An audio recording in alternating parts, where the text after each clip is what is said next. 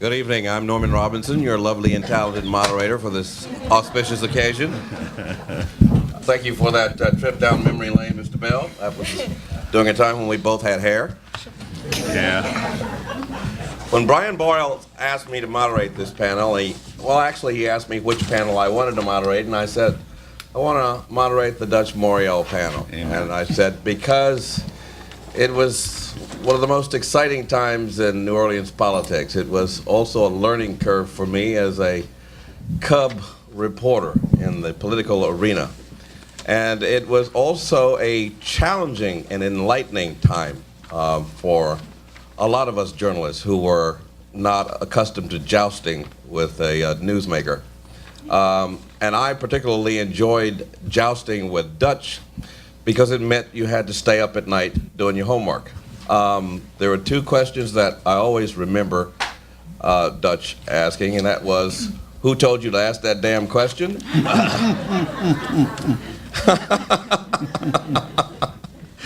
And the other was, who was your source on that information? It's bogus. It's wrong.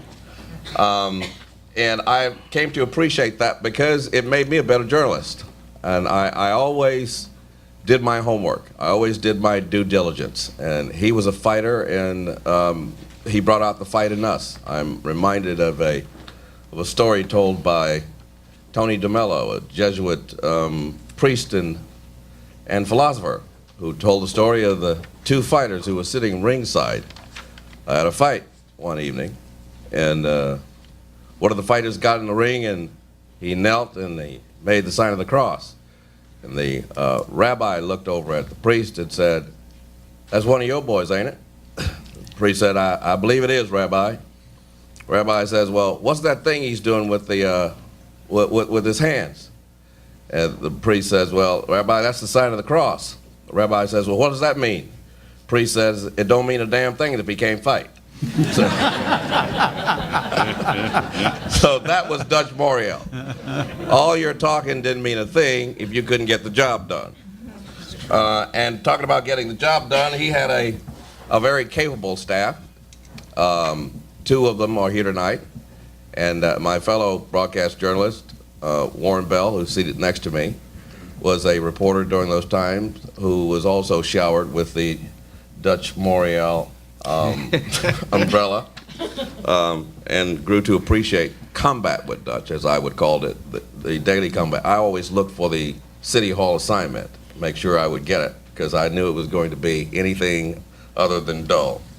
Let me now introduce our distinguished panel. As I said, to my immediate right is Mr. Warren Bell, the Associate Vice President for University and Media Relations at Xavier University of Louisiana. He was a well-established presence in local media long before I got here. Oh, come on. I'm not saying he's my elder. Is he very much your elder? Yeah, very. Yeah, I'm not saying he's my elder, but he was here when I got here. I was here since 1951. Well, he has more than 30 years' experience as a news anchor and talk show host. Next to Mr. Bell is the irrepressible Sharon Brilski, who served as press secretary, director of public information, and speechwriter to Mayor Ernest N. Morial. That must have been a fun job, Sharon. Currently, she runs her own public relations company, which serves political, nonprofit, and government clients. And last but certainly not least, one of the coolest customers in politics, never loses his composure. Sheriff Paul Valto has been Orleans Parish Civil Sheriff since 1982 and has advised me on more than one occasion to stay the hell out of the political arena. Thank you very much. Our staff, our distinguished panel, ladies and gentlemen, how about a round of applause for them?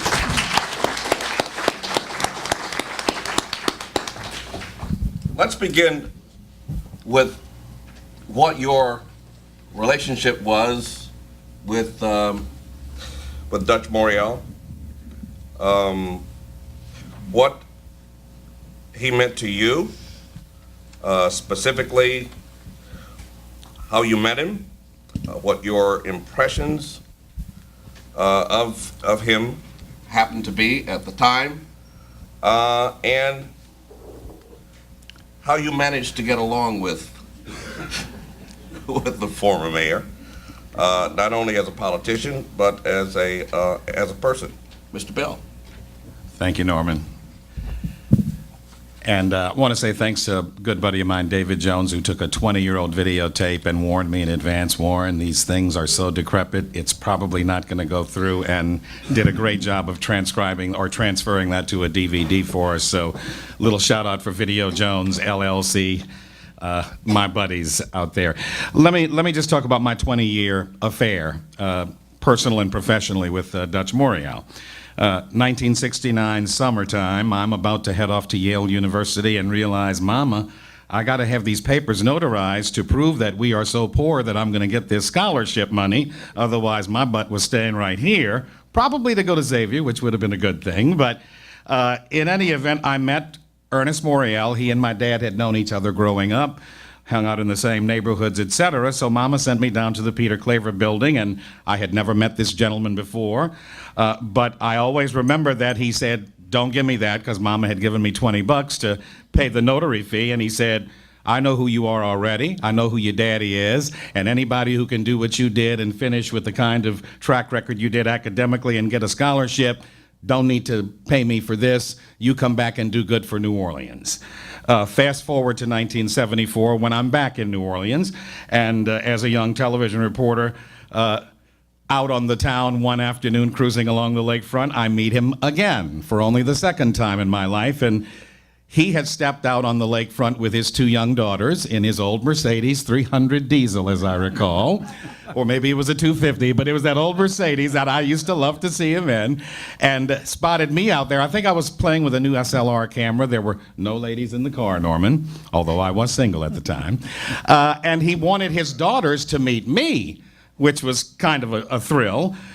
Meanwhile, as a journalist practicing in the press club, or taking part in the press club gridiron shows, I'm beginning to portray Dutch on some of those early scenes, like the time when he decided to run for office and not step down as a judge. We had some fun with that, and later as he ran for office, I got to do a few skits portraying his honor at that point. 1978, I had the honor of doing live coverage of the mayoral inauguration, where I got to see Miss Sybil and some of these good-looking kids here, all dressed in white. I always remember that. They knew how to do it. They had the theater aspect was as exciting as anything else for a young black reporter just coming home a few years earlier, witnessing what was, after all, folks remember, history in the making in this community.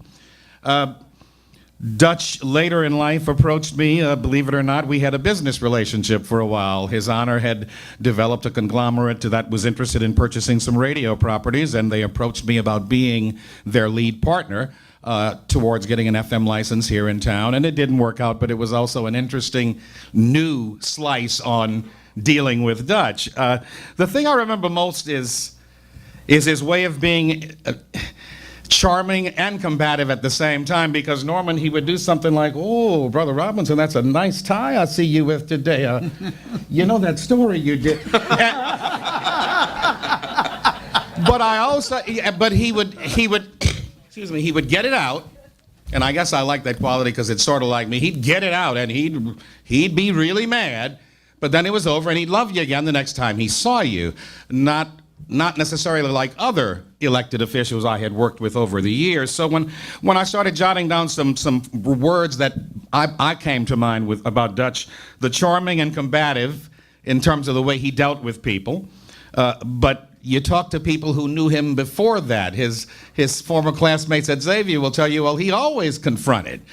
We would go, Mr. Leo Sam, who's one of Dutch's classmates, tells the story of how they used to deliberately go down to Jesuit Church on Barone Street, which was not desegregated at the time, although, you know, Catholics, of course, are all about universality and stuff, and I'm still a practicing Catholic, despite Catholicism sometimes.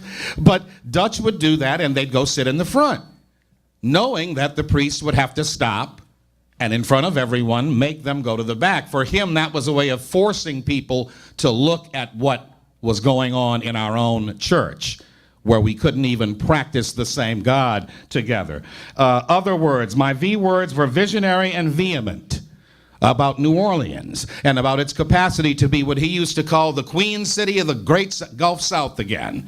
He was obsessed with bringing us back to where we used to be, which is, in case we forgot, ahead of Atlanta and Memphis and Birmingham and everything else. I don't know that subsequent mayors had quite that vision, if you will, about the city, or that compass about everything being about making New Orleans better. Demanding and demonic. When it came to his people, because you better damn well do the best if you represented Dutch Morial and were part of that team. I dare say a lot of people currently representing us at far higher salaries in city government would never meet his muster. I finally called Dr. Norman Francis, who is my boss, and I have to mention him because that's my job, to make sure he gets mentioned and remembered everywhere I go. But, you know, they were classmates also. And two very different peas in the pod.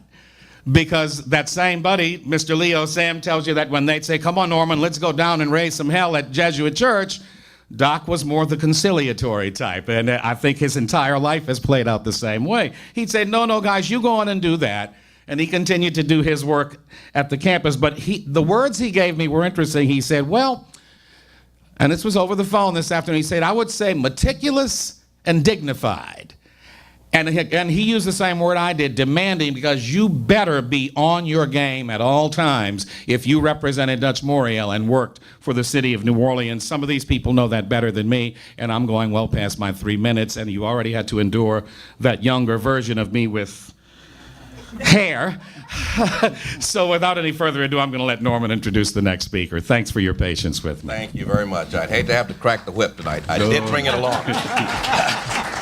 Ms. Sharon Brilski, as the mayor's press secretary, director of public information, you, and speechwriter, let me not forget that, you were in a very, very sensitive, delicate area. You dealt with him in ways that most of us would never have dared to deal with him, in that you were responsible for the message that was being delivered. You were responsible for the message from the mayor's office. You were responsible for the image. What was that relationship like? Thanks. First of all, I met Dutch Morial when I was 20 years old. I was just out of school. I was working as a reporter. I would say that I was a very ambitious young woman, and now I can look back and see what a child I was when I started working for him. And so my consciousness of what was going on in New Orleans politically wasn't very deep. I was interested in my own career. This is not long after Watergate. I was very interested in reform, and he offered to double my salary because he had heard I was a fast writer.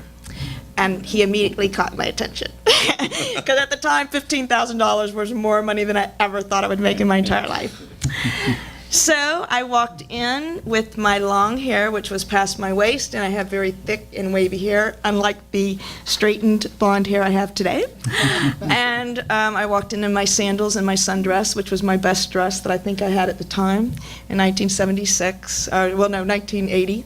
And he hired me. I have no idea why, except that he just needed someone who would put up with him. And somehow someone told him I was willing to do that.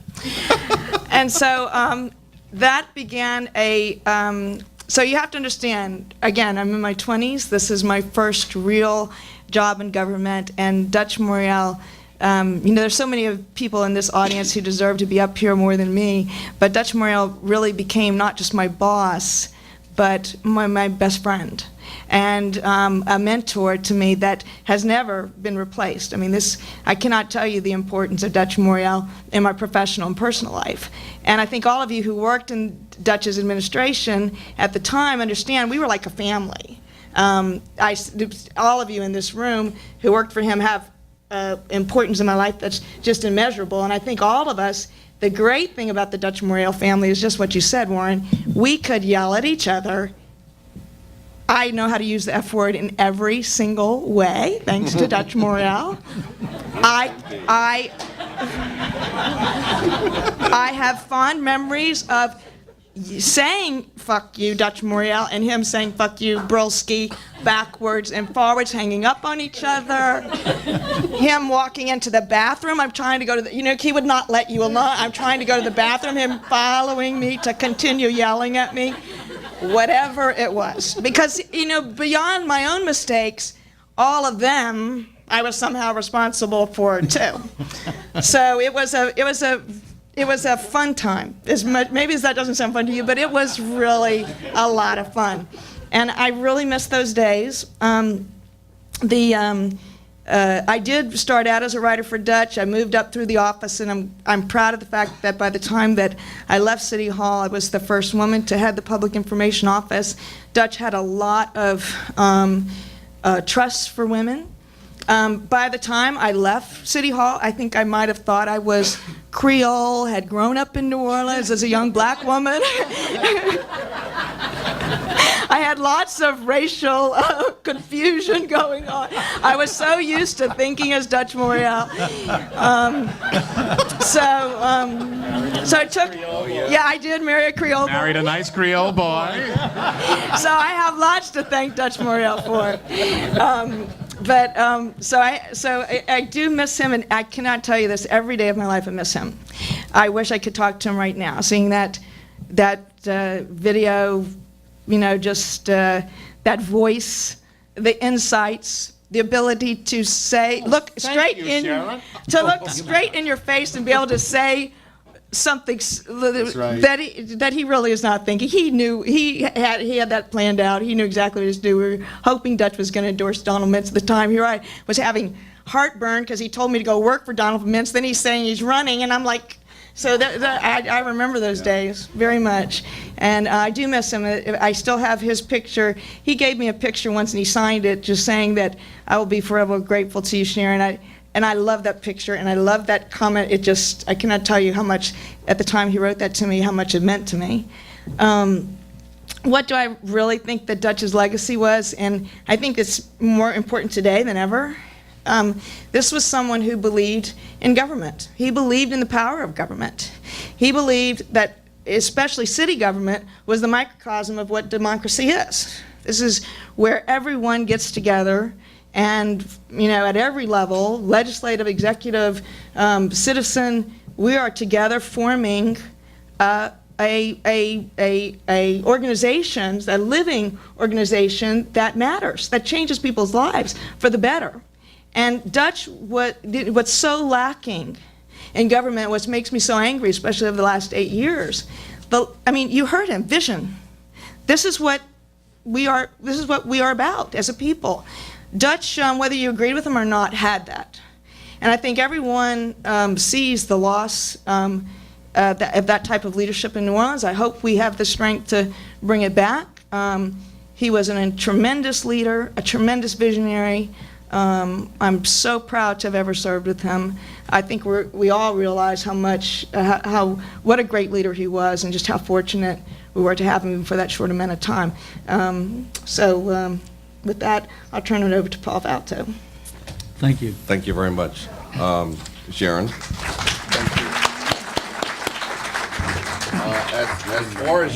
As far as you're feeling like an African-American woman after the Dutch Morial administration, you had the hair. I know, I did. And let me tell you, I still do. Paul Valto, you weren't sheriff then. You were a young, up and coming understudy. You were a member of the front lines of the Dutch Morial campaign intelligentsia. Dutch Morial was a stickler for information.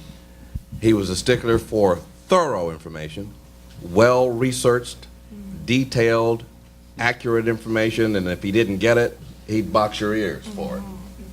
How many times did you experience that? A number of times, a number of times.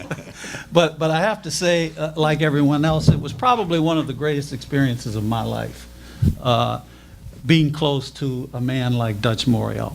Start at the beginning. I first met him when I had come out of law school and done a fellowship with the poverty law program in New Orleans. And I left that because I got hired by the state legislature to work on a joint committee that was studying and rewriting juvenile laws. And it was only a part-time thing, and I needed a place to hang my hat and practice a little law. So I was invited to come into his old law firm on Orleans Avenue. It was at that location where I met him. Although I had heard a number of things about him before, it was the first time I met him. And he would come by once or twice a week, because he was a judge already at that point. He'd come by once or twice a week and shoot the breeze with us and talk about things that were going on. This is back in about 1973 or 4. And he always made a point to come by on Fridays, because on Fridays we'd go down to H&K Oyster House on Claiborne Avenue and eat about 10 dozen raw oysters. He loved raw oysters, and we'd always go down there on a Friday and enjoy those oysters. I think that one of the early memories I had was he came into me one day and he said, "You know what?" He says, I think a black guy can win the mayor's race in New Orleans." I said, "You think so, Dutch?" And by that time I had known him well enough that he used this phrase later, but I believed it because I believed in him from a very, very early point. And when he said that, I said, "Well, just tell me how we do it and let's do it." And so the first thing he said to me is, "We need a poll." So I said, "Okay." He says, "Now I can get a list of the registered voters, but we got to get phone numbers for these registered voters."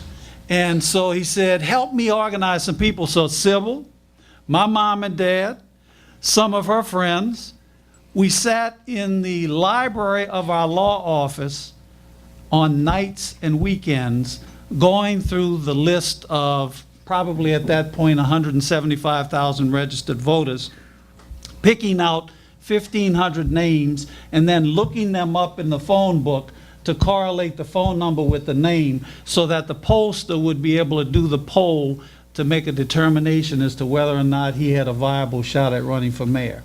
We did that from February to April of '77. And we ran the poll, and the poll came back as good as he expected.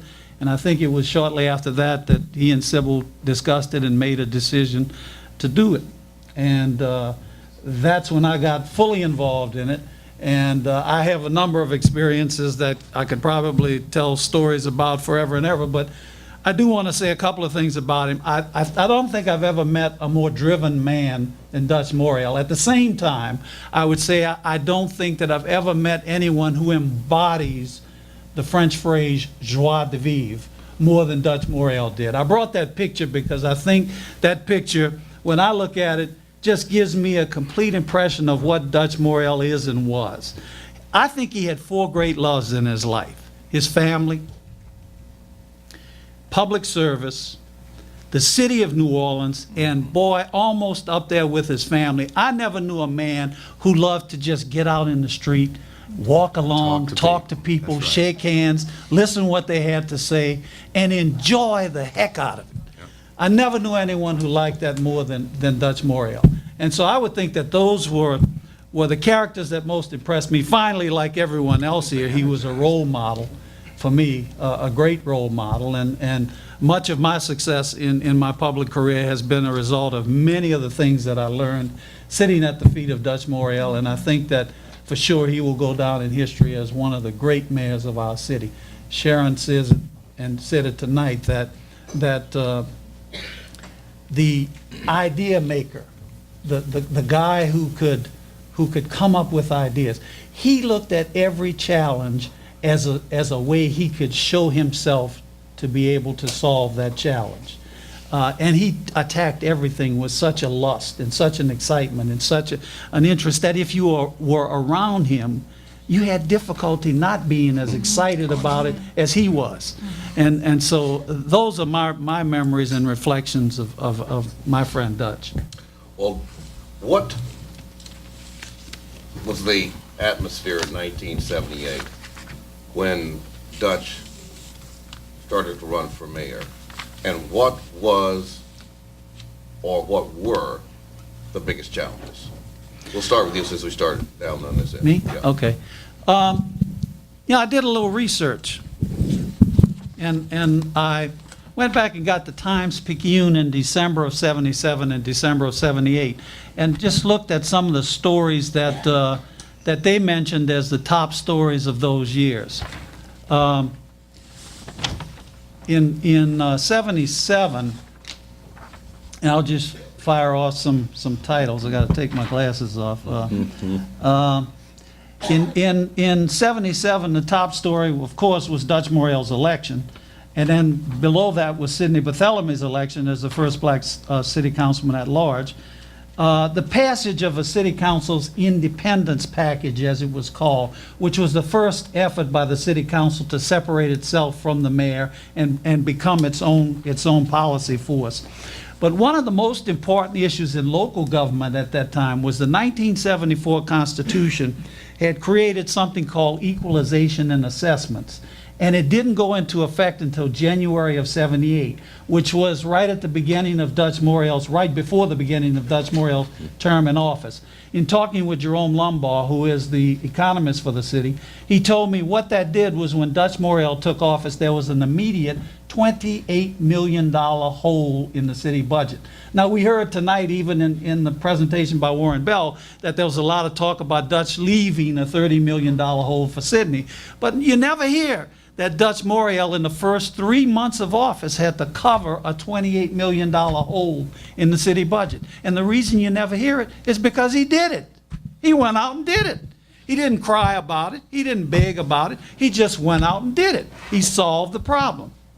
And one of the things that he did, in addition to solving the problem, was he set up a committee of public-spirited citizens to start studying ways that they could improve the process of tax collecting and add fees that could be collected from the citizens for usage. And those fees lingered around for years, both as some of them being enforced, some of them being challenged, and eventually they came back, one of the fees came back to bite his successor as mayor. And so that was a really big issue back then. Of course, race relations were always an issue. I also remember that when he was running, Warren, you mentioned something about the fact that he had not resigned as a judge, and I remember one of the most important things that he did during that campaign was his declaration of conscience. I'm sure many of you remember that, when he finally resigned his position as an appeal court judge to complete the runoff in the election. So those were some of the issues that I think that were important in the city at that time. Also, our economy had stagnated to some extent, and we needed something to rev up the economy again. And there were some things that he did later on that we'll discuss, I'm sure. Oh, yeah. Ms. Bilski, what do you remember about the conditions in 1978 and the challenges facing Dutch Morial? Well, I actually didn't work for Dutch Morial at that time. I was still in school. But the one thing I'll just add to this conversation very briefly is that I know that Dutch felt that a lot of the boards and commissions that were created before he became mayor were an effort to really take away authority from the city's first black mayor. And I think that effort has crippled city government to this day. And so that's the one, the one factor, I think, before he took office that always kind of haunted him and prevented him from doing a lot of things he wanted to do. Mr. Bell? I'm way too young to remember 1978. I wish I could get away with that, you know.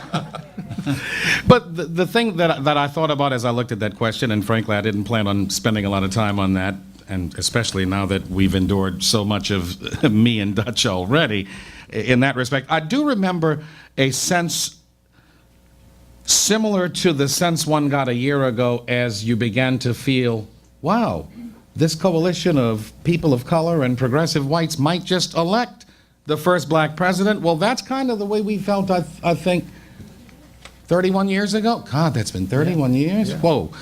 But there was that, I think there was certainly a feeling among blacks that they had been empowered like never before. We had a sense of sensing our cojones, for lack of a better term. There were enough progressive whites, yes, they do exist in this town. I've always had some as my friends, so I know they're out there. I wonder where they are sometimes, but I think there was a point where you weren't sure, but when you started to say, we can do this, man. And I think that spilled over into a lot of optimism despite the challenges and those deficit issues. I think folks felt like the city was going to be moving forward as opposed to stagnating or worse, backstepping the way I think we sense our city has deteriorated over the last few years, and it ain't got a thing to do with Katrina, let me say that. And I have said to many people, black and white, and I've never had anyone disagree with me, imagine a Katrina if a Dutch had been mayor. I don't think we'd be where we are 5 years later. I think we'd be way ahead. We'd have presidents and governors listening to his sage advice, and we would have handled this without having to run off because of a nervous breakdown or anything else I shouldn't be discussing publicly. Well, I'm certainly taking notes for later on that. Let's begin the next question first with Ms. Broski. Since you weren't here when he was first elected to office, how did he address his stated goals of democratizing City Hall? What changes or difficulties, successes marked that particular transformation for him? First of all, I think one of the most important things he did do was to invite African Americans into city government. There were so many things that, from my end as a communications director at City Hall, that we did just to open up city employment, city leadership positions to African American men and women, and I think those appointments were just such a significant change. Dutch, used to say that if you're not at the table, you're not part of the dialogue. And I think that's, he felt that on a number of levels. I mean, for men and women, or for blacks and whites. I really think that Dutch really made an effort to change the city by making sure government reflected the city. So that was a big change. I also think that one of the again, the important things for me was just seeing how important it was for him that his departments really acted as departments. He brought in a lot of young talent from out of town. He brought in a lot of young people. He believed in young people. He wasn't afraid to experiment with people who had vision. And so he wasn't afraid of your mistakes. I don't think he liked them. I mean, he certainly whipped us when we made big snafus, and we all did. I'm thinking about taxes. We used to try to sell everything with the, great name or some kind of great, the earnings tax is my favorite. I mean, I said the earnings tax was just like something we could never let go of, and we tried to sell every which way. But we had great, he had great ideas. I think the other thing is just how much that people forget is how much Dutch did fight for economic development. And the World's Fair, to me, is a big example. If it hadn't been for Dutch Morial, I really think the World's Fair would have been a blight upon New Orleans. He fought for a convention center. He didn't just fight for some kind of short-term fair. He wanted something that would have long-term ramifications. So it really angered me when there was an effort to take his name out of that center, because it would not have existed without him, and that was a hard fight. Those were important things at the top of my head. I don't know what else. Mr. Valentine? I think in terms of democratization, I remember that Dutch, in my memory, was probably the first mayor to redefine and respect the neighborhood affiliations that our city had, and to use those neighborhood affiliations to build a base, a coalition upon which he could bring forth his programs and agenda for the city at large. I don't know of another mayor who had as many neighborhood town hall meetings as Dutch Morial had in the 8 years that he was in office. It was just it was exciting how he encouraged, developed, created, supported, and built upon these neighborhoods that we have so unique in our community, that he respected the uniqueness about each of those neighborhoods, and he went to them, took all of his staff people to them, took everybody he could take to him, had these meetings, told people what was going on in city government, invited them to participate, and I think people felt that they were a part of government at that time. You know, if I could add to that, and I think that's a really good point. Besides the jobs we did at City Hall, every one of the Dutch's appointed employees had to work in a neighborhood, and we worked in those neighborhoods every weekend. Pat Beanbaugh was laughing that she got appointed. She worked out in Lakeview, and it was a very hard area to sell for Dutch Morial. I have no idea why Dutch Morial put me in Desire, but I worked in Desire. You're an African It was I was the an African hair. American woman.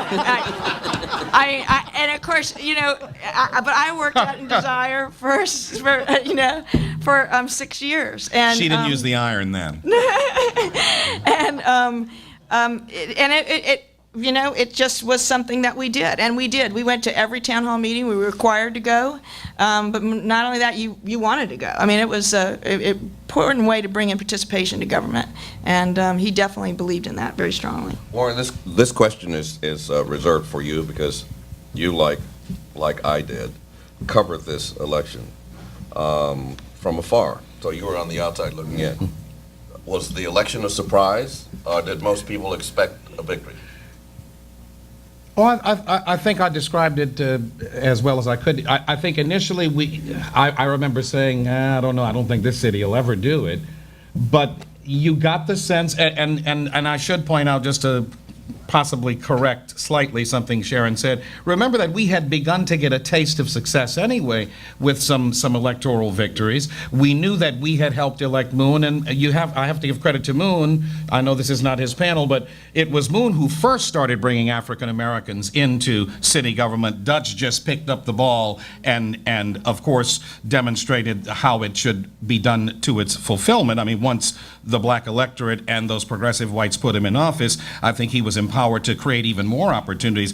But the hallmark I remember of Dutch was not just people of color, but you're right about women as well. Because I can remember back then saying, wow, because he brought in people like Sandra Gunner. He had Christina Maria Jimenez Hill Ford, who was, I think, the volunteer coordinator. And this was a Latina lady before it became au courant to make sure you had a Latina represented. Dutch did that 20 plus years ago. Which is, again, another testament to that vision and that genuine sense that everybody's supposed to sit at the table. So, no, I wasn't. But by the time it happened, it was kind of like when Barack happened. The snowball had started, and obviously there were a lot of forces hoping that that didn't happen.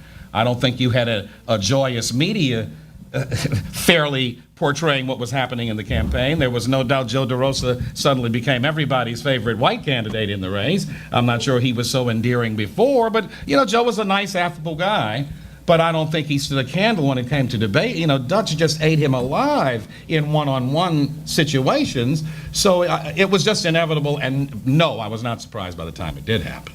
Mr. Balto. Warren, by the way, Dutch did the same thing to Joe DeRosa that you did about the tie. I'll never forget this. This is what he loved this story so much. There was this big debate on Warren Station at the time, which isn't the one he's presently at. Which one is It had to be, what, 6? Four. Four. And it was a debate between Dutch and Joe DeRosa, and it was maybe 2 or 3 weeks before the mayor's race. And, Dutch had spent his time, and Joe, I'm sure, had spent his time prepping himself. And so we're down at the studio, and they had not seen each other until right before the debate. And Dutch walked over to him, and they shook hands, and Dutch was happy, and Joe was relatively happy. And Dutch reached over to him and grabbed his tie, and he said, "Joe, that's a great-looking tie. It doesn't go with that suit, though." And Joe spent the rest of the night worried about that tie. And it cost him the debate, probably. But that's the rapscallion that you see in that picture. we talked about Dutch being made for the fight. He loved that. He loved to mix it up. How did the police scandals in 1979 and the ultimate police strike impact his leadership style? What did that do for his image as a leader and an administrative kind of person who would get things done? You want me? Yes. Yeah. I think that it hardened him. I think that I viewed the police strike, and I think he and I never really talked about it.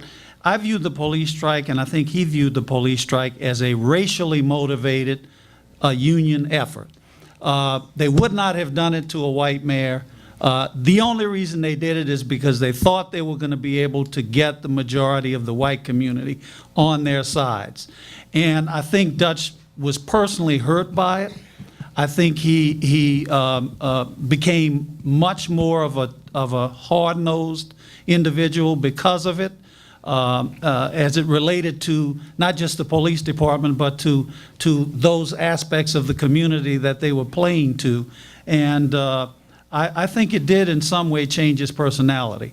I don't know if it was for, I don't guess it was for the better, but I think that was one of the saddest times in our community, and it was one of the times that racial politics highlighted what was the action that was going on more than anything else.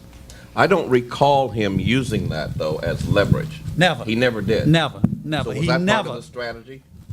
I don't know if it was. I think it's part of Dutch's growing up and part of all of our growing up that we try not to use race as an issue and as a strategy. We try to look at things, but I know deep down in his gut, even though as I said, we never talked about it, I know that that's what he felt about that. It's what I felt about it.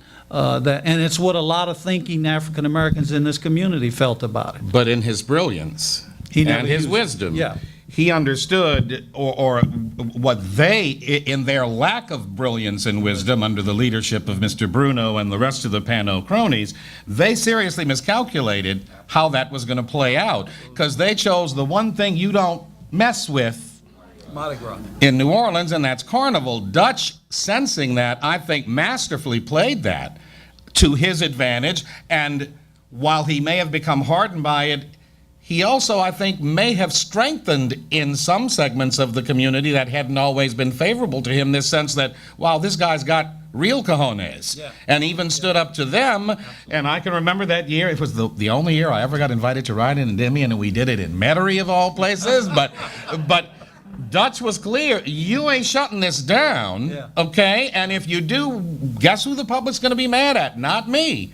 And I thought he played that masterfully, and those were my comments on that. They miscalculated, and he very wisely calculated exactly how to shove it right back at him.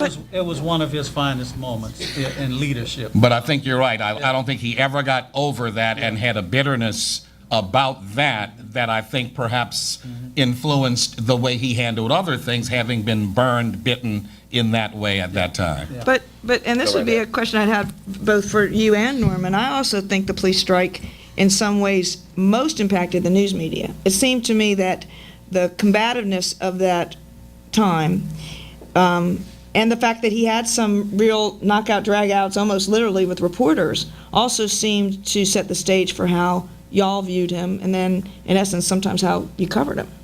Well, I viewed him as a great strategist, because I remember the expression he used. Remember when Mitch Ledette was the spokesman for the police union? It's because they were Teamsters affiliate. Yeah, they were Teamsters affiliate, and Dutch lost the round with Mitch Ledette and everybody looked at it as a defeat for Dutch.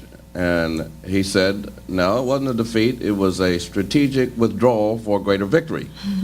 And it was at that moment that I began to think about things dynamically, in layers, as opposed to just looking at stuff in black and white and on the surface. Then I began to look at the players, who they were, and what was happening, and why.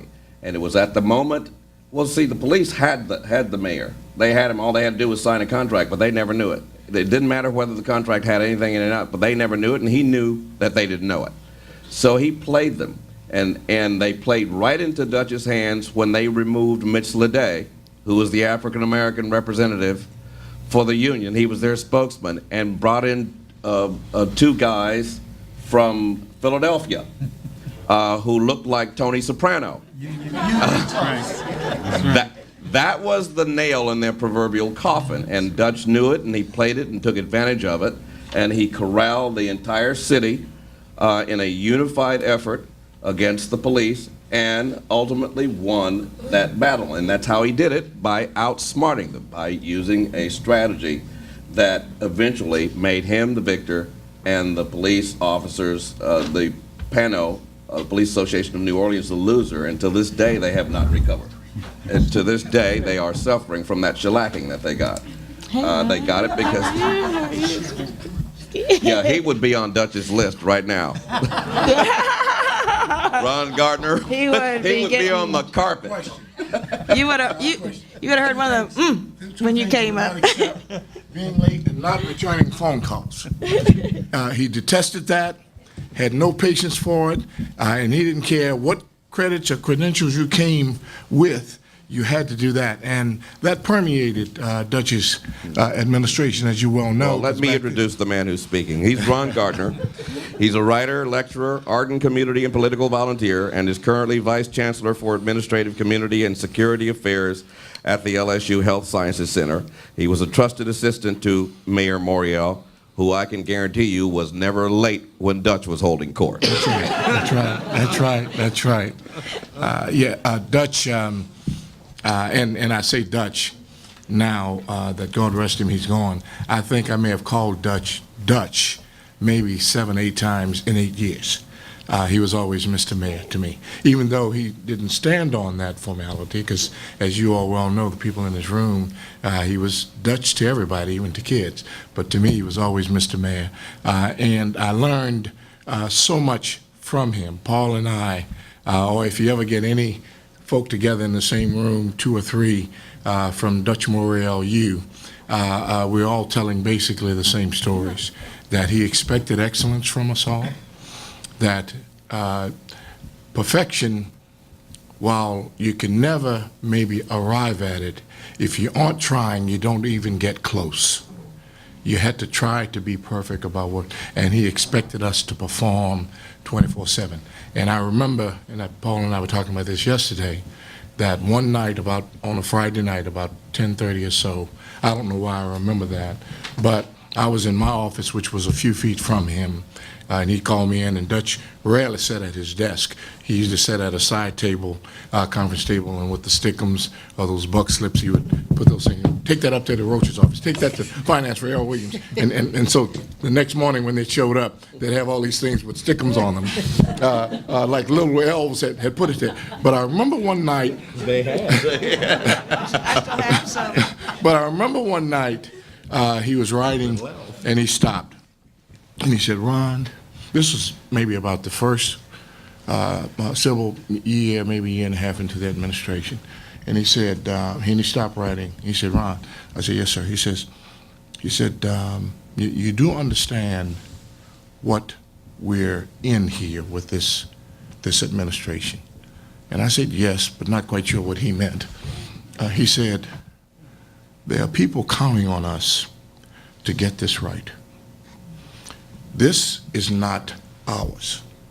We're only caretakers of this office. Sort of like in the medical profession where I am, Hippocratic Oath, where Julie, she's not in the room, would say, first do no harm. He says, this is not ours. We don't have the right to mess this up. That there are people out there who don't even know necessarily who we really are, but they're counting on us to get this right. He says, I expect that of you, and I expect that of everybody. Paul, you bear witness if I'm off here. I expect that of you and everybody. And that's one of the many lessons. There's probably not a day that goes by that I don't talk about a Dutch lesson that I learned about the accountability for your work product. That whether you're elected, appointed, or self-anointed, you're still responsible to get the job done. You're still responsible to get the job done. And Dutch, as many of you, if you've been around him at all, used to like to either with the table or with you on your chest. Am I right? And he would do that, and he says, and remember this, he says, we're accountable to those people out there. We don't have the right to get this messed up. And no. Use the much more descriptive. Yeah. But you all know. No. Good New Orleans language, but he was clear, and he was always riveting in that. And he also, I think, not only did he propel us that way and caution us that way in performing our jobs, but I think it was a mindset that permeated throughout his administration, from the ninth floor down to the basement, that we had a job to do for the citizens of New Orleans, that whether the check was big or small, and at that time it seemed relatively small. I know we were earning, we were working on a 35-hour clock then, but I was averaging maybe 70, 75 hours a week on that. But we wanted after 35 hours, the clock stopped. I mean, the paid clock stopped. All that money stopped coming in, so to speak. But it was a tremendous period in time, those 8 years with Dutch Morial, where we had I think the privilege of having somebody who took that office seriously, took the responsibilities associated with those respective offices. He broke ground, as you all have probably talked about. It started with Mayor Landrieu, who, in a sense, broke the real color barrier in City Hall, in a sense of putting blacks in realizable, meaningful department head jobs. Dutch took it to another level of, it was across the board with him, that if people were quiet, he wanted the best talent available. When we took office, he even, much to the chagrin of some of the people on the team who got him elected, brought in folk from other rival, if you will, political organizations, because they were the most talented people to be in that office. Well, and he said about women, yeah, that women took no back seat in that administration. He had the utmost respect for the talent, the brain power, and all that special understanding that women brought to those jobs. All right, let me interject here now to tell the audience where we are. Going to ask 2 more questions. Hopefully we can get through them very quickly and then open it up to the floor. Because I don't know about you, but I got to go back to work. We'll start with Mr. Bell. What measures did the mayor take to boost the city's economy? Where was he able to have an effect? What factors were beyond his control? And how did the city's relationship with the state and federal government factor into these efforts? Too many questions for me to answer with only a short period of time, and nobody cares anyway. But let me. That's your challenge. I actually made a few notes. He clearly understood and remember, we were fortunate in that Dutch became mayor, and his predecessor went where? To Housing and Urban Development. Dutch had the vision and the determination to go get as many federal dollars as he could, and he did that, I would dare say, with great aplomb. We've mentioned already that drive to take something that was not in use, namely that incredible riverfront of ours, and to use the World's Fair as an impetus to bring what he really wanted, and that was that darn convention center, because he always understood that to be a catalyst for all kinds of additional economic development in that area. And I'll say what's already been said, it was outrageous when those idiots on that board actually thought about taking his name off. There was nothing more obvious than putting his name on that building, because without him there never would have been that building. So bringing in federal dollars, having the vision to know what to do with those dollars as opposed to putting them in a handful of people's pockets while getting nothing done. Hello, and I think that is it. He had limited means, but he made the best use of it and almost did like somebody else with the loaves and fishes, as far as I was concerned, because he inherited a horrible situation and he left it, I think, and left the city in a much better condition than it was when he walked in. All right, Brother Bell. Ms. Brelsky. The one thing I really think was important about when Dutch served was just the fact that, you know, the role of federal governments with cities was changing so drastically. The partnership that had been the model cities, all those types of things which had been such a part of urban America were ending. New Orleans was going through a change. They had lost so much of the oil and gas industry. So Dutch really took over at a time when the economy was struggling. The biggest thing, so in terms of revenues for the city, as Paul mentioned, you know, the road use tax, there are so many different things that he tried to implement as mayor, which didn't go over well, but were really efforts to try to raise money for the city so that it could be more independent. He wanted to fight the fact that the city was becoming more and more dependent on sales tax revenues, and really could not, was unable to succeed in that. He was great at leveraging federal dollars to the extent that he could, but they were also declining. And I thought that he did a great job at directing money to neighborhoods. The thing that I remember most about economic development of Dutch Morial was the fight that we made not to turn into a tourism town. Dutch kept saying we don't want to put all of our eggs in one basket. It was important to preserve the French Quarter. It was certainly important to try to leverage the airport and all the things that go into what we think of now as supporting our tourism economy, but the last thing he wanted to do is be just a tourism town. And unfortunately, we became that. Mr. Belto. There were three major developments that happened in Dutch Have the Morial's term. microphone on. There were three major developments that happened in Dutch Morial's term. The New Orleans Center, the Rouse Center, and the Convention Center. That's what I'm going to tell you about that. Let me tell you a little story. In the legislature, when they were working on trying to figure out how they were going to develop the space for the World's Fair, Lester Kabikoff had some wharfs out on the riverfront. And Dutch's vision was completely different from Lester.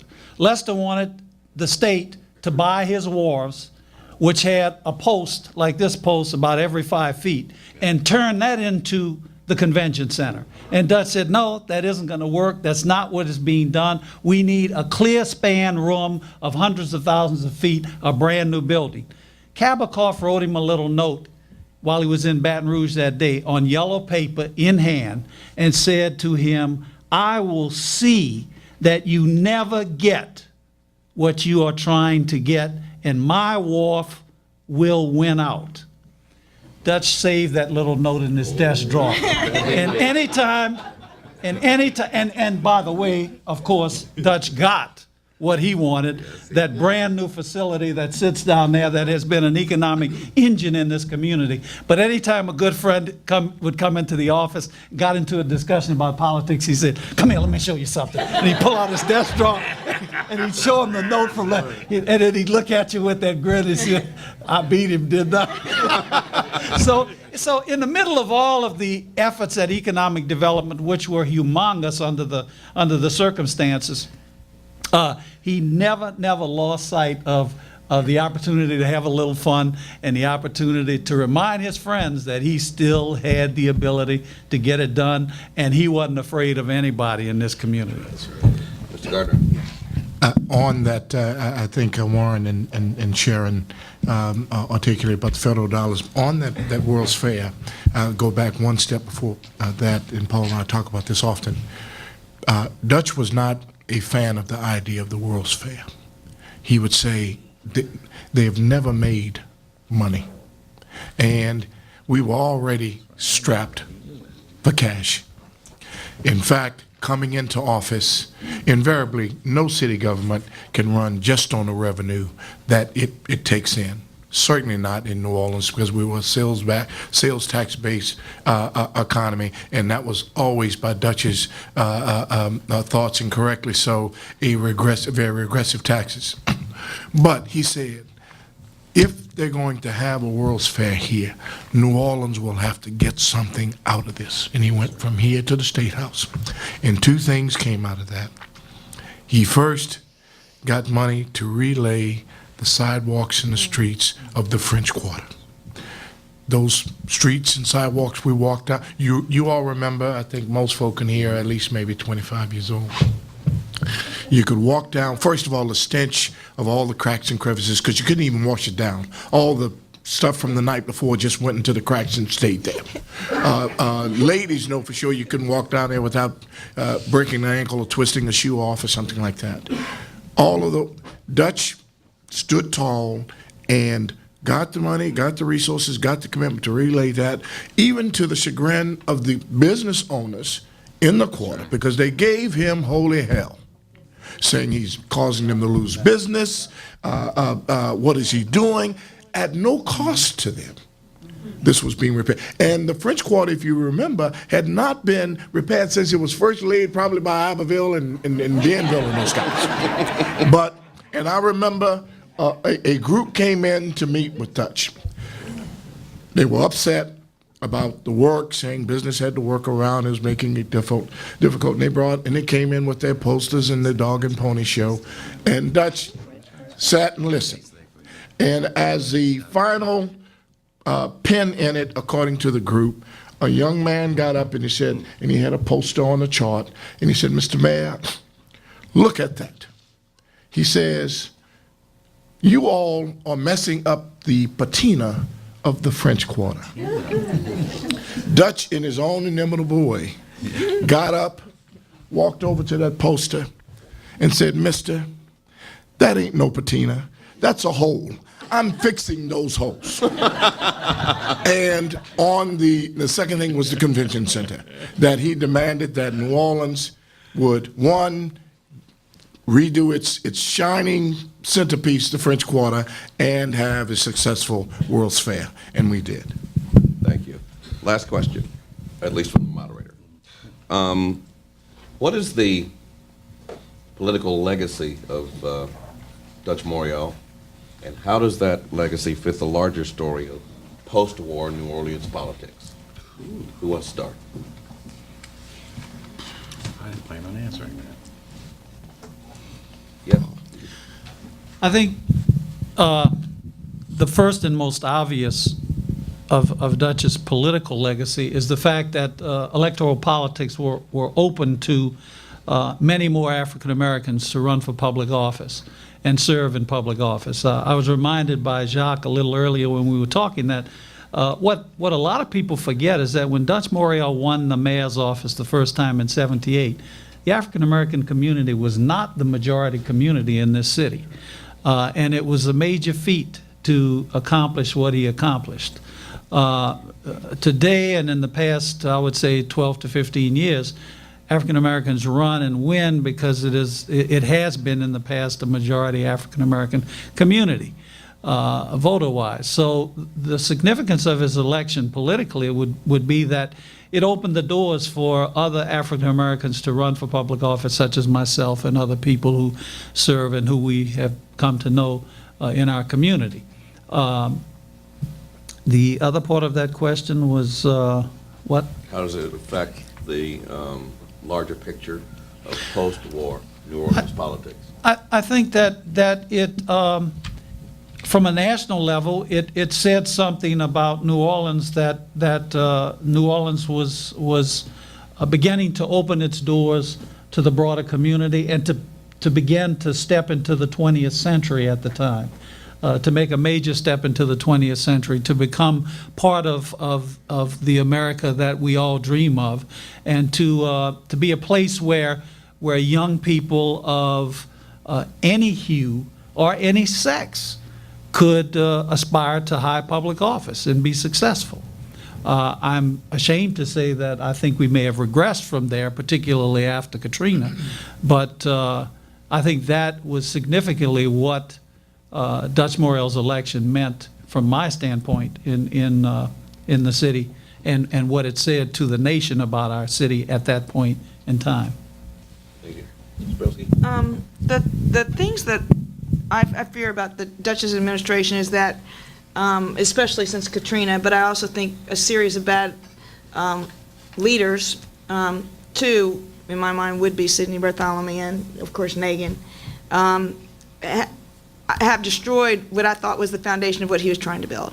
I think Dutch, first of all, did value neighborhoods in New Orleans, and the thing that he most wanted to see in New Orleans, starting with the French Quarter, was that New Orleans was a great place to live. Not a hard place to live, but a place where the uniqueness of New Orleans' quality of life was truly valued and promoted and preserved. I think he was a preservationist, but beyond the sense that I think we've come to know it, I think a preservationist of what was unique about New Orleans. So not just in a architectural sense, but also in a cultural sense. And I think it's really important to put the French Quarter at the center of that, because Dutch didn't see it so much as a tourism center, even though that's what it is, but as a living neighborhood for artists and small businesses. And he felt that that whole structure of small businesses was so key to what was the heart of New Orleans. You know, the stories he would tell me about growing up, as he did in the 7th Ward, and loving to go down Claiborne Avenue and see all the Italian as well as the Creole shops, and knowing everybody. And like you said, it was who he was. He loved stopping to see the little lady who sold pralines, or the person who sold fruit from the back of their truck. That's the New Orleans he saw, and he wanted to preserve that. I do think the racial picture of New Orleans was important to Dutch. It is part of his legacy. I do think somehow we've bastardized it. I think Dutch wanted to see African Americans become more important in government. I don't think that, I don't believe this, because it could be my own bias, that he ever saw New Orleans as only being a black city. I think he liked diversity. He liked lots of different cultures. He was intrigued by them. He was intrigued by people's differences. But I'm not saying that to mean that he didn't want for African Americans to be valued, because I think he felt that they were excluded, and the racism in New Orleans was ingrained, and he was frustrated that people weren't able to overcome that. And I think when you listen to the stories and the battles that he faced, they were due to ingrained racism. There's no way to say that he didn't battle that at every corner. And he took it on. He maybe took it on maybe in a wrong way or in a combative way to some people who or how they viewed it or didn't like being faced with that. But I want to say that that was a necessary discussion. I always felt that in his administration we talked about it openly. We disagreed. There was certainly fights. But at the end of the day, there was a feeling that somehow you were moving that ball. And I think we've stopped trying to do that for some reason. The other thing is something you mentioned. He saw New Orleans as being the Queen City of the South, both on the foreign stage, the port, our universities.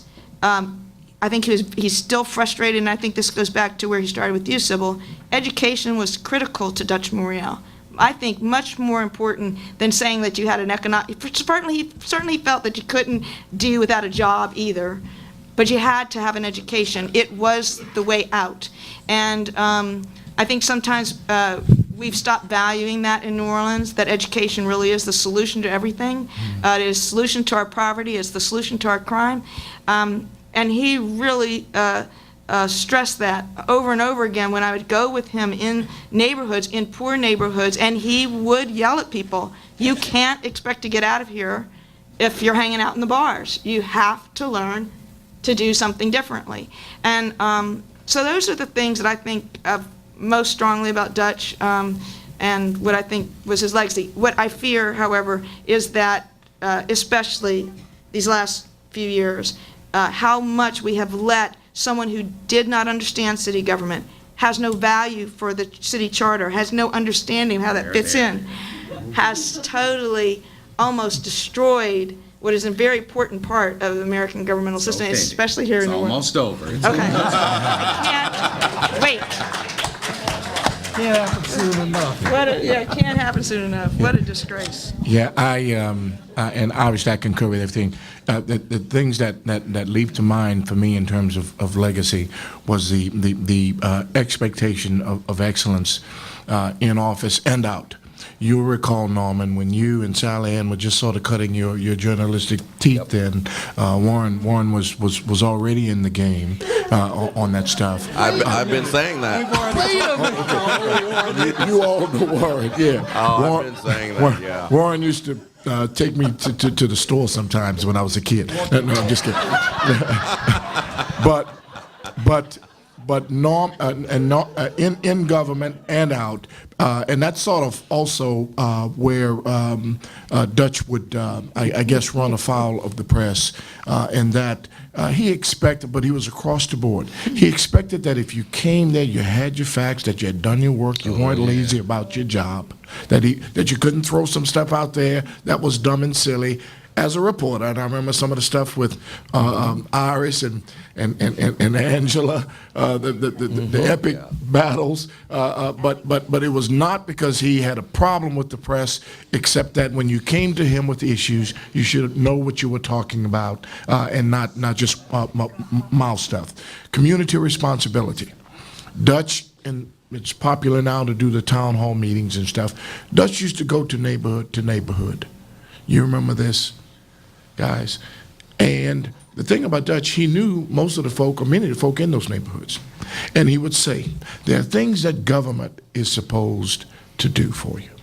And there are some things that you all are supposed to do in the community. And when folk would want to, in a sense, punt to government, as he would say, give me a limit, can you spare? He wouldn't have that.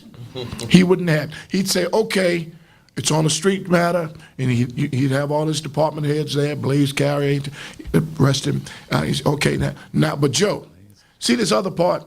You all have to do this.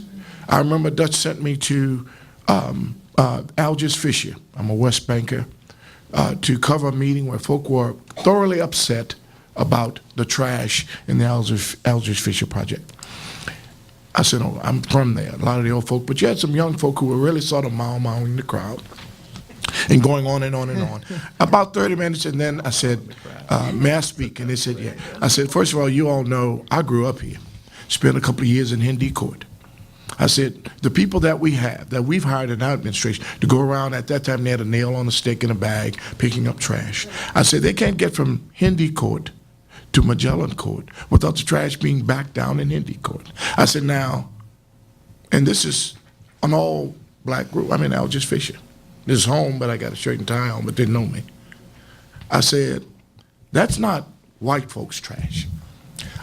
I'm taking a page from the master Dutch Moore. I said, that's not white folks. I said, whites don't want to pass around the project, let alone come through it, throw trash out, and keep going. I said, the people, I said, this piece we've got to fix for ourselves. Now, things are getting sort of rough, testy in there. But they know me, and they know that I grew up there and that what I was saying was the truth. And I'm following Dutch's lead on this, because Dutch would speak truth to power. He would also speak truth to his base.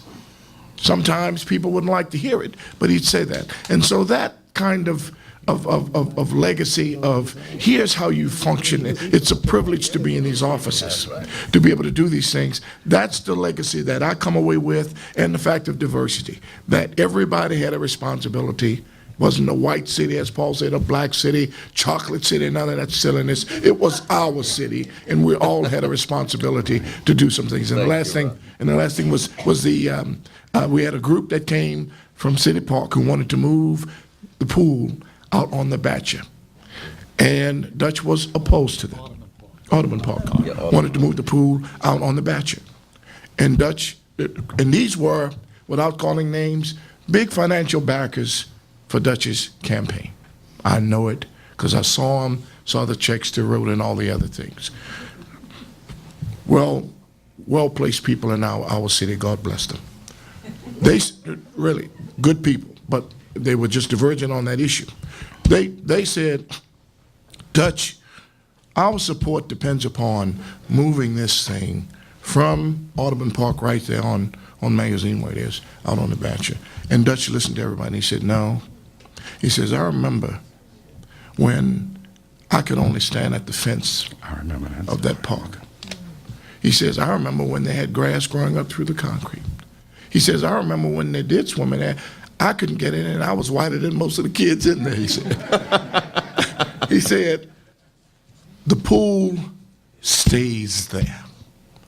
They didn't like it, but they respected him for it. And that's the man, that's the legacy, Norman, that I came to know about the integrity of the office, in and out of the office that's expected. That's the stuff that's carried me and my colleagues, whether we run across each other, Paul, Sharon, Bruce, all of you guys, that kind of thing. And that I will forever be indebted to him and the family for sharing him with us that way. Thank you. Thank you. Mr. Bell, you got to open it up. You'll get to close it. And Well, I was going to pass on that question because I think it's been eloquently answered. I mean, obviously the diversity. And other people being encouraged to run. Nothing else to say. Thank you. Before turning it over to the audience for questions, I want to remind everybody that the first mayoral debate, television, live debate, is happening at Xavier University campus in the Center Ballroom on Tuesday, December 15th, 2009, at 6 p.m. to 7 p.m. You get there by 5:45, you're assured of seating. So don't miss it. It ought to be good. I'm moderating. And it's at Xavier.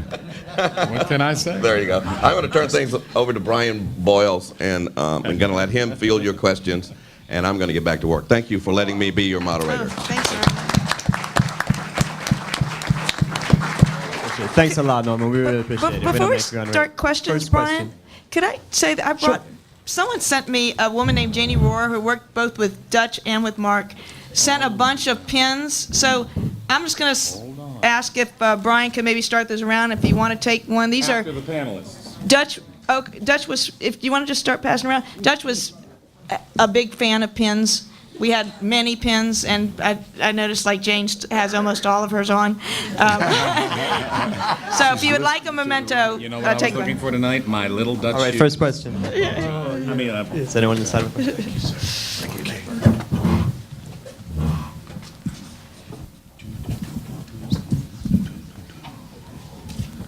I think this particular session here speaks volume to how much people love Dutch and love this city to come out tonight to participate in this panel. My question concerns what is the role of Reynard Rochon in Dutch's administration, and how effective is it to have someone as a CAO in your administration?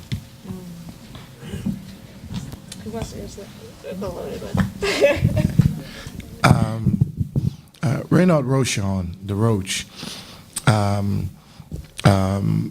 think that, excellent question, because it leads to something. Dutch was, to me, an excellent judge of skill sets, talent, and people who would get the job done, who could step outside of themselves. And really, to me, whatever kind of office holding you do, you've got to have the ability to step outside of yourselves, that it is much larger than a person.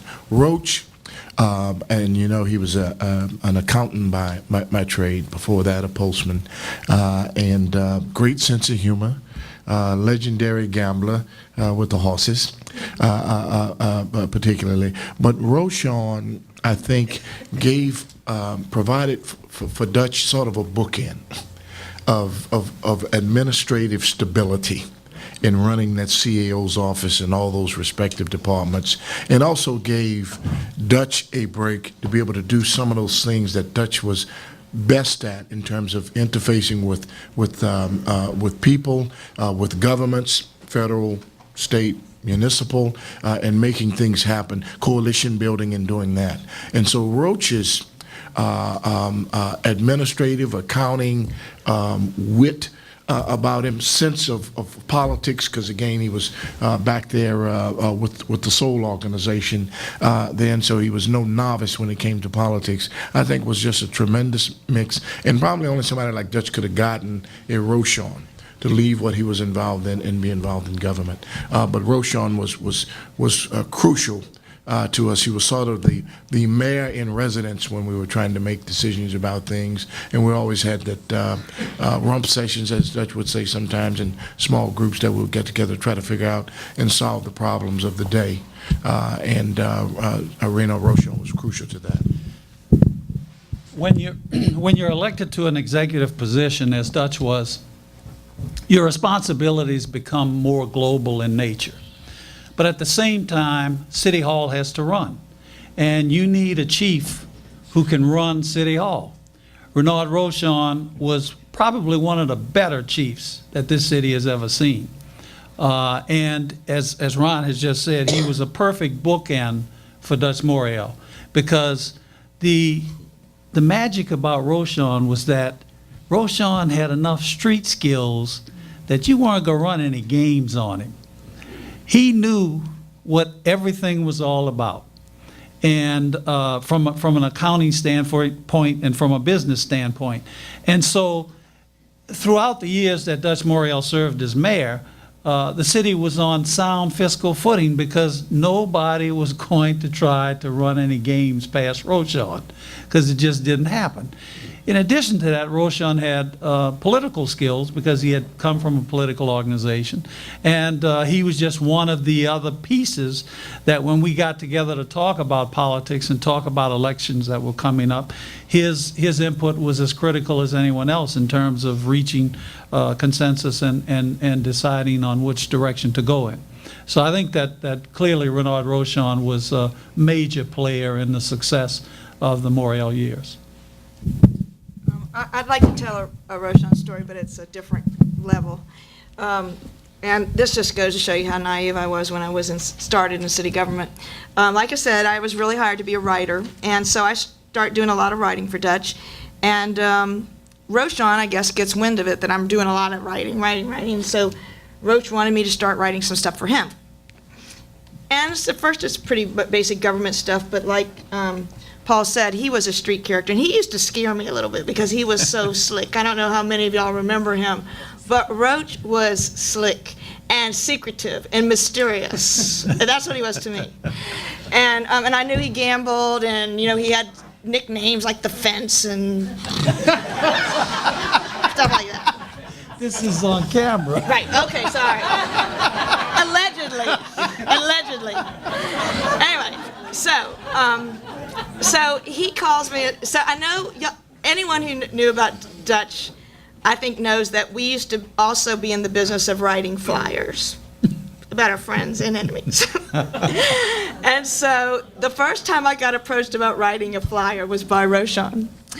And he wanted, I don't even remember what it was, but you have to understand, I'm the whitest girl in the whole administration. And it's something with black, white, I don't know. And I'm appalled. So, of course, what do? I go to Daddy and I write outrated Russia.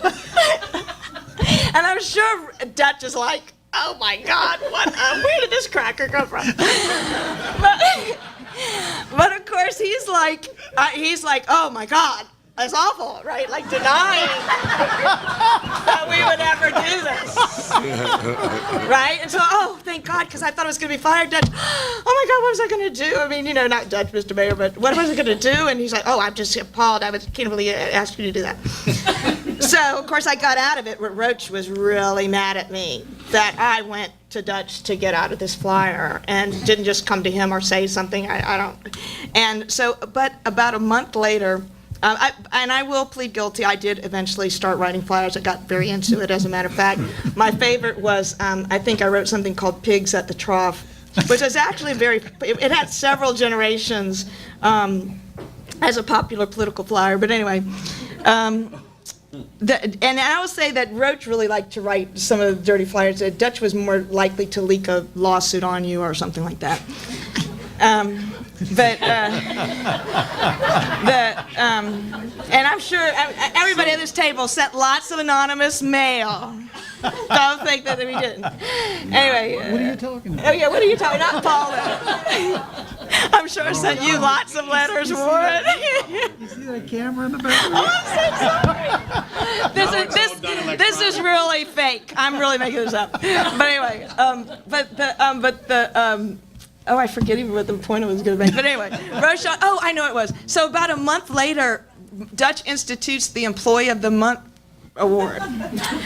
And I'm the winner. And I cannot tell you how much Rochon, I wish you could see this picture. Roach is like just disgusted that he has to give it to this crazy girl. But anyway, that's my Rochelle story. He scared me. He still scares me when I think about it.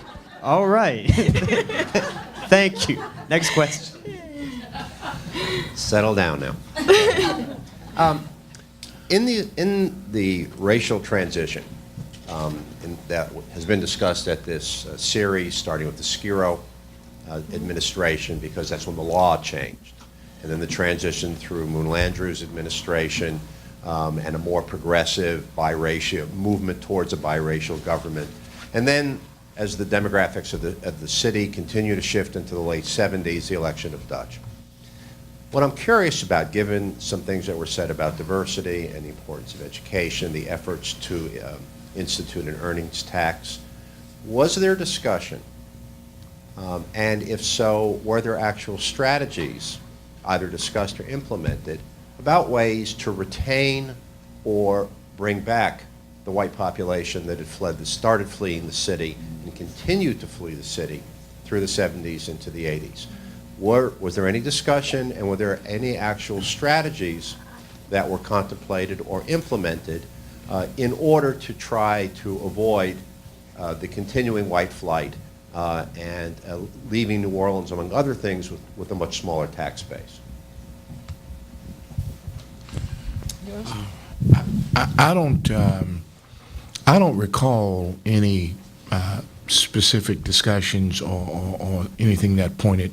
I always, my recollections and memories was that Dutch focused on, if he felt, if we did the kind of, everybody sort of hitched up and did the parts they should do, community folk, unemployed, underemployed, well-employed, did all the pieces we were supposed to do, make this city thrive from an economic standpoint, where we would, in effect, ring out what federal, state, municipal, educational things we can do, that this would just be a wonderful city. This would be the Queen City, not of the South, but of the nation.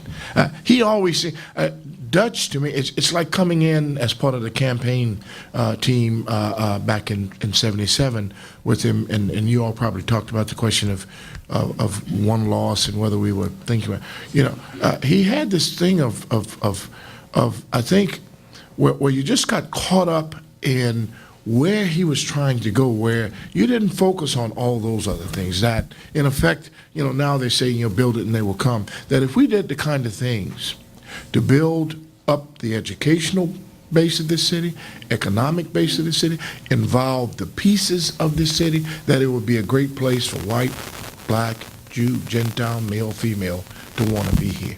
And that, to me, is what I remember as the tack that he took regarding that, and not reduced it to what do you need to do to get blacks at this level, and he was across the board in his expectations, and he didn't suffer us to say woe is me, anybody, any group to do that, woe is me, why we can't. It was always about how you can get this done. And he used to say, Ron, and he told it to all of us, but I remember like he was only talking to me, because he used to punch me in my chest.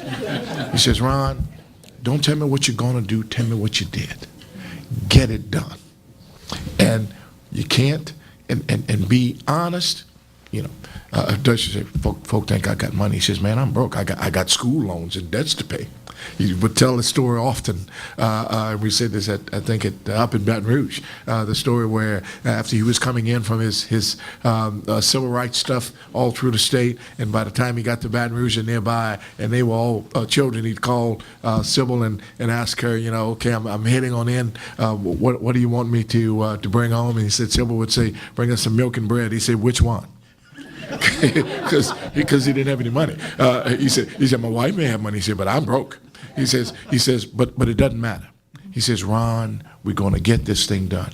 And he says, but we have to stay true to what people expect of us, that we can't run with the foxes and sleep with the hounds. You can't be fish and fowl.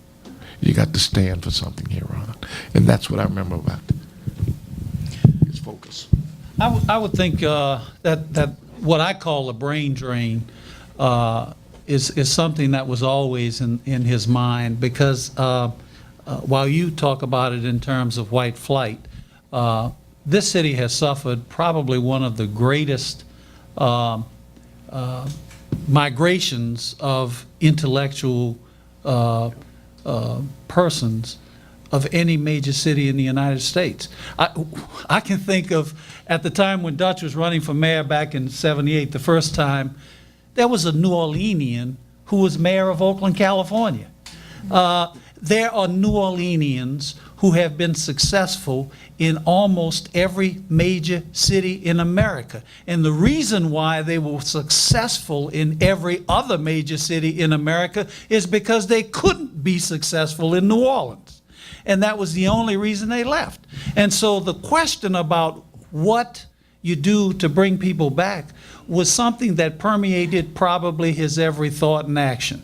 And it wasn't particularly to any given race, it was everybody. Because the one thing Dutch knew above everything else was that a successful city had to be a cosmopolitan city, and a cosmopolitan city had to reflect all of the cultural aspects of our nation that makes us a great nation.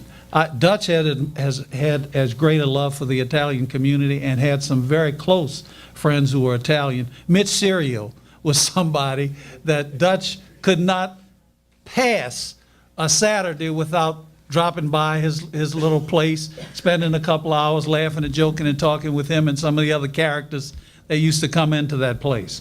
So it was something that was always part of his thought pattern and part of his every waking hour on how to get people back into the city who had the brain power and the ability to move this city in a different direction. I do think we spent a lot of time, though, talking about how to build the middle class in New Orleans. You know, he always felt that there just wasn't enough of a middle class. That was one of the things that held us back. And so I don't know that it ever focused on white-black as much as it did building a middle class and feeling there wasn't an entrepreneurial class here. Were there any particular strategies?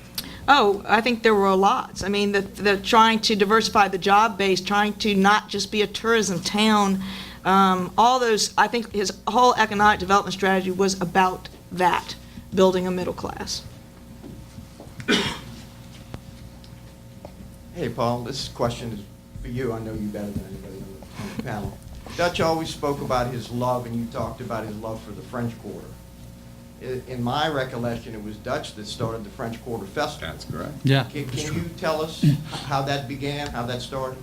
That was to celebrate all the renovations, right? Yeah, it was intended as a celebration for all the renovations that had taken place as a result of his activity in Baton Rouge related to the World's Fair.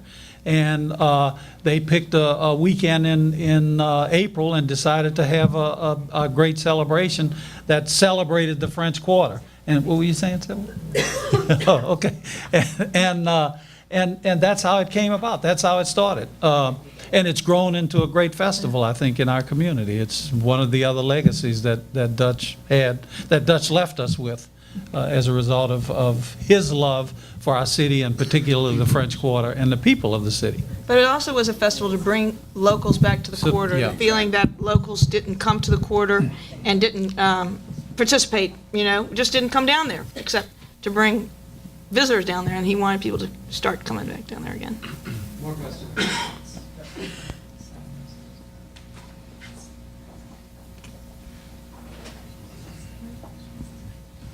You know, in addition to Sharon and Ron, there are other people here, of course, that were Yep. part of Dutch's staff and were consultants during the A period. room As I full look- of them. I look around the room, I see Vincent sitting Bob over here. Dabney.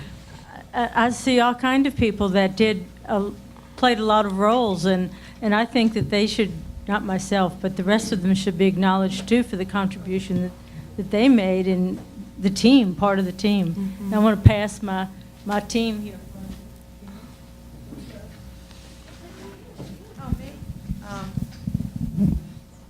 Well, it's really my father who was very much involved, Jim Carvin, involved in Dutch's first campaign. And I'll just tell one little story. He told me that when Dutch was thinking about running, they went to have lunch at Antoine's. And Dutch said to my father, how am I going to get the white vote? And my father said, your problem isn't the white vote. How are you going to get the black vote? He said, nobody believes you can win. You got to convince them you can win, and then you can win. So that's my story. More questions?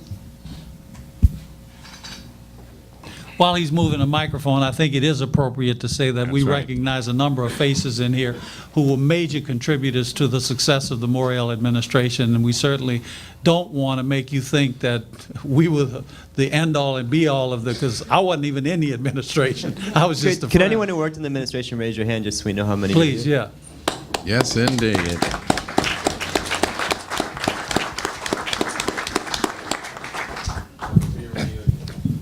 You know, this is the fourth panel that's been here. And there seems to be a common thread that's running that perhaps we don't want to talk about too much, and that's the police scandals, the police problems. In the last one, Bob Tucker spoke about how Moon handled that. And I read in the program tonight that I recall now there was a problem with the sit-in in the mayor's office. How did Dutch relate to that as a black mayor, as opposed to, say, Moon as a white mayor dealing with the Panthers and Desire? I'll tell you one. I remember succinctly. We were there when some local folk decided to take over city government, specifically the second floors and ninth floors, but city government. And Dutch was extremely, Bobby, you remember this, Bruce, Dutch was extremely calm, and of course we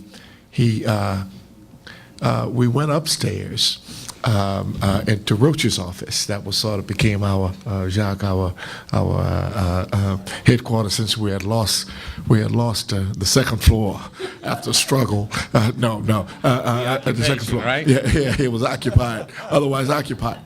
And I remember how calm Dutch was about it, which also helped to calm all of us. And it was a small group of us in there at the time. And I remember a deputy superintendent of police came rushing upstairs to tell Dutch, he says, Mr. Mayor, he says, I've got the tactical squad, in the basement, and we're ready to move when you say so. Dutch looked at Roach, he looked at us, he said, you've got TAC in the basement. He says, good. Lock the door and keep them there. He says, you know, look, eventually these folk are going to want to leave. He says, That's exactly not by my hand will any of these folk get harmed. He says, we've got a great police department, except for a couple of crazies there. That guy sort of reminded me, and you all may remember, of I think it was Hill Street Blues, where they had the lieutenant with the pipe, and for everything, jaywalking, he wanted to call TAC out, Well, it was that kind of thing. Dutch said, they'll leave. And sure enough, as you all recall, when the press got there, and then some of the parents came, I remember one lady slapped her son, called him out as, boy, you are, come on, and slapped him. And eventually, and while the offices were a wreck, in a sense that, you know, drawers were open, papers were disheveled, somebody stole Dutch's Mont Blanc pen that somebody had given to him as a gift. I remember that, fountain pen kind of thing. But other than that, he said, all I could attribute it to, and the family would have a better feel for it, and Paul, all I can attribute that to is Dutch's civil rights bearing, that he had been through so much and saw so many things. And I remember he used to say, and as an attorney, you appreciate this, and any attorneys out there, he used to say it because he said he remembered being mentored by A.P. Turo and Thurgood. And that Thurgood would always say, lose your head and you lose your case. That's right. And not a lawyer, but that has carried me through every career. In fact, I don't really do much career hopping. I was there with Dutch, and I've been at LSU for 25 years since I left Dutch. But that attitude and that thought pattern permeates everything that I do in the sense that and I pass that on to other folk that I mentor, young kids and young professionals and stuff, because that was the other thing about Dutch. He was a mentor. You didn't realize how much you were being taught around him. Until you went somewhere else and you realized how much you were being taught and how much you had learned, right, Bobby, right, Bruce? Those kind of things. But he would say, lose your head and you lose your case. And he didn't lose his head. He didn't allow us, all that deputy superintendent who had tack in the basement, to lose their head. So it was that sort. I think to the question that you asked, I think that issues of misconduct by police departments in cities in America is something that's endemic to the nation. It's not something unique here in New Orleans. Every major city has problems with its police department. It's an extremely difficult position, and it becomes more difficult with each passing day. Just look at what's happening in Mexico. As a nation, we are under assault from the criminal element. And in most cases, our cities are underfunded, their police departments are underfunded, their policemen and women are underpaid, and they're asked to do a job that is practically impossible to perform. Because of the low pay, because of the low educational requirements, you often get people who aren't capable of fulfilling the requirements of the job. And so you have those kinds of incidents that happened. And the ones that happened during Dutch's time were not unique to Dutch's time. Every mayor before and since have had problems with the police department in this city and in every other major city. And they will continue to happen. So I don't know that we can stop it. We can try to manage it. We can realize the problem that we have and try to do better at it. But I don't know that we'll ever be able to stop it. And all of those factors are true. The one difference I thought that where Dutch made a difference, he had an expectation, I can't be too redundant about it, an expectation of excellence in performing your job. And I do subscribe, and Paul and I both talk about this, I do subscribe that it does make a difference about the leader at the top and how he or she thinks about stuff. Even when you don't have the equipment, the money and stuff, it's like most of us who came up poor and stuff like that.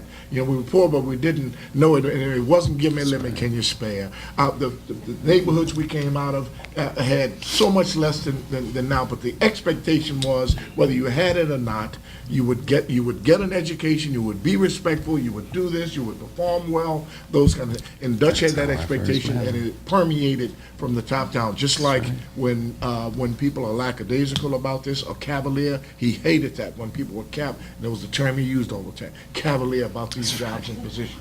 He used to say, a lot of people want the position, Ron, but they don't want the job. That's right. Well said. 2 more questions. Anyone on this side? You, Sharon mentioned the fact that we fell back on tourism as our sole industry. Can you tell us what was done to do more business with the port, specifically with Latin America and international markets? Well, the things that I remember were, of course, we were trying to desperately increase international flights. I don't know if y'all remember, there were big fights over extending the runways. I think that was the one thing we really wanted to try to use to re-leverage our position as the gateway to the Americas. He was really strong on trying to keep our consulates here, which of course we've lost such a great number of them on. And then of course upgrading the port. At the time, I think there was a lot of it's so different. We forget at how behind we were in upgrading. Like it used to be called Roll on. We didn't have many of those capabilities at the port. So upgrading the port so we could do more trade. But I think the port was really important, and Latin America, trade with Latin America in particular, was extremely important in the administration, and it is something that I think that it's unfortunate that isn't stressed as much as we really try to build that up. And I think that I also remember a lot of trade missions. I was never lucky enough to go on any of them, but Dutch was, I think, got criticized a lot for those, and they really were efforts to really bring a lot of investment, our trade investment between communities. I don't know if anybody else wants to add to that, but. Last question. Just one footnote. The administration, Dutch is particular, had a national role that nobody's mentioned. So I think I should mention it. That's John P. And that was, he was at the time, putting this in national context, you mentioned the fact that he had a favorable national administration when he started. But 1980 was when Carter and Secretary Landrieu left, and you had the beginning of the Reagan administration. And so Dutch was responsible and was very active in the National League of Cities, but especially the U.S. Conference of Mayors, in putting together the national organization up to that point, cities were trying to develop new funding and new opportunities out of Washington. The game then became defensive. And the idea was, how do you hold on to or minimize the losses that you would suffer at the congressional and the White House level? And Dutch was very instrumental in putting that together through those organizations, and ultimately was the president of one of them. Moon had made a national figure of himself in his role that helped enable him to be Carter's Secretary of HUD. But Dutch did it at a time when you don't get as much credit, namely you're playing defense and you are holding the line, and indeed the survival of some of the programs that gradually were whittled away, but there would have been a much greater collapse of the infrastructure and the support from federal funding to urban areas around the country had the effort that he mobilized and helped to mobilize with other mayors hadn't taken place. Second, and that's, nobody's talked about his second term. His what? His second term. Oh. To me, you talked about his, the bad feelings he had after the police strike. Struck me, I was not on the political side, let's say I was more on the policy side. I know I'm a wonk. However, Dutch thought that he was a wonk too, as you noted. He liked the nitty-gritty and the details of policy as much as he relished politics and people. So he was really multifaceted in that way. And I thought he was extremely disappointed and hurt at the level of support he got from the, let's say, the elite levels of the political, the economic leadership of this city for the initiatives and so forth when it came to running for a second term. That he resented the fact that he had to work so hard to get reelected and to get support. Now, some of that had to do with the personality conflicts, that yellow note in the drawer, and there were elements of that, I understand. But again, the ability to step back and look at what the city needed, I think that hurt him. That was my perception. I agree with that. And related to that was that the time spent, a lot of his energy in the second term was trying to get that third term charter amendment. How did that undercut maybe some of the legacy that he would have otherwise been able to build on and develop more? I think you bring up a good point. We did, the questions, I think, focused on a lot of issues, but the third term, the charter change, were clearly big things in the second term that ate up a lot of time. And I think a few people remember that when Dutch left office in 1986, he really felt he had few friends. As a matter of fact, sometimes I remember sitting in his law office and him feeling like very few people were calling him or taking his call. He had had that failed attempt on Council District D, and just we were a little bit in a like a burn down mode there for a while because the I think you're right, John. The reaction to a lot of things that Dutch proposed, the hostility was so good. Remember, it was so heavy. The Gang of Five on the city council. It was ugly. It was again, the racial overtones were, I think, real. But again, there were just such big fights, and I think the thing that does diminish that is because in hindsight, we now see that Dutch Legacy was right, just like he says in that video. The truth is, I was right about a lot of stuff, and he really was. And at the time, no one really gave him credit for it. So, I'm sorry. I remember I think it was the Sunday morning after the second election. Iris Kelso came, y'all were in the hotel, and Iris Kelso came and did an interview. And it was carried on the front page of the Picayune, I think, a week later. And Dutch expressed his disappointment with certain elements of our city for their lack of support. I think that set the tone for the next 4 years because it pointed out to that element that they were not about building New Orleans. They were simply about preserving their little piece, which has been a problem with our city forever, as far as I'm concerned. And I think that really, as much as the efforts at a charter change in a third term, the combative nature, not so much of Dutch, but the combative nature of those folk who refused to give up their ownership of the public fist and contribute to the success of this community, but who continue to hold the reins, the economic reins of this community in a very close and guarded manner that prevented us and prevented his administration from doing even more in this community to make it better. And I do want to say, John, that in terms of the Conference of Mayors, you were certainly instrumental as one of his staff people, and you're absolutely right. The game during the Reagan administration was protecting what you had, and Dutch became almost a spokesman for every city in this country in his capacity to go to Washington and talk to the powers that be about what all of these issues and programs were and why they needed to be in the cities to keep the cities viable. And to a great extent, there were some successes, a number of successes that happened during that period. And I'll just add as a caveat on that U.S. Conference of Mayors, and that's an excellent point, John.